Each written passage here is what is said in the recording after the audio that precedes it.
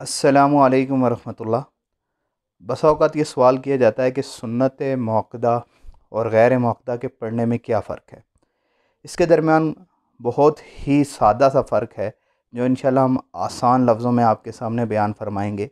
सुन्नत मौक़दा जब आप पढ़ते हैं तो पहले कायदे के अंदर यानी कि दूसरी रकत के अंदर जब आप तशहुद में बैठते हैं तो तशहुद पढ़कर यानी कि अत्तहियात पढ़कर आप फ़ौरन खड़े हो जाते हैं।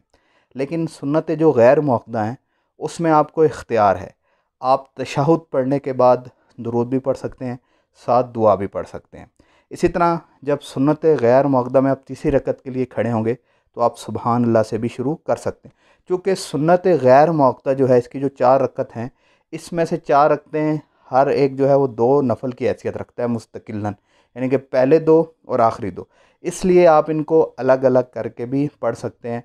और अगर इकट्ठे पढ़ते हैं तो उसमें ये सूरत भी शरन जायज़ है कि आप दूसरी रकत के अंदर अत्तहियात के बाद दुरूद शरीफ और आखिर में दुआ भी पढ़ सकते हैं। ये इसका जो है वो आसान और फ़हम सा तरीका था। लेकिन सुन्नत मुअक्कदा जो हैं उसमें आपने दूसरे कायदे में बैठने के बाद आपने दुरूद शरीफ नहीं पढ़ना। अगर आप पढ़ेंगे तो उसमें सजदा साहब वाजिब हो जाएगा। ये मुख्तसरन सा फ़र्क था सुन्नत मुअक्कदा और गैर मुअक्कदा के दरमियान पढ़ने का। फिर दूसरी बात यह है कि सुन्नत मुअक्कदा का पढ़ना ज़रूरी है और सुन्नत गैर मुअक्कदा का पढ़ना ज़रूरी नहीं है। कोई छोड़ दे तो गुनाहगार नहीं होगा। लेकिन सुन्नत मुअक्कदा के बारे में ये बात याद रखें कि आप सल्लल्लाहु अलैहि वसल्लम ने उनको हमेशा अदा फरमाया, उनको कभी भी तर्क नहीं किया। और दूसरी बात यह है कि सुन्नत जो गैर मुअक्कदा वो आप कभी पढ़ लेते थे और कभी छोड़ लेते थे। इस वजह से अगर उनको कोई छोड़ भी देता है तो गुनाहगार नहीं होगा, अलबत्ता उनके पढ़ने का सवाब बहुत ज़्यादा है।